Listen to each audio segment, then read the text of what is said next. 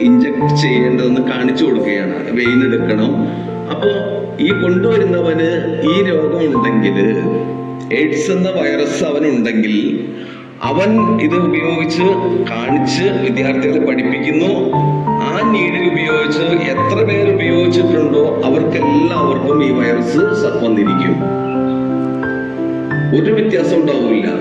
100% ഇന്ന് ആരോഗ്യ വകുപ്പിന്റെ കണ്ടുപിടുത്തത്തില് ഏറ്റവും കൂടുതൽ HIV വൈറസ് പകരുന്നത് ഈ മയക്കുമരുന്നിന്റെ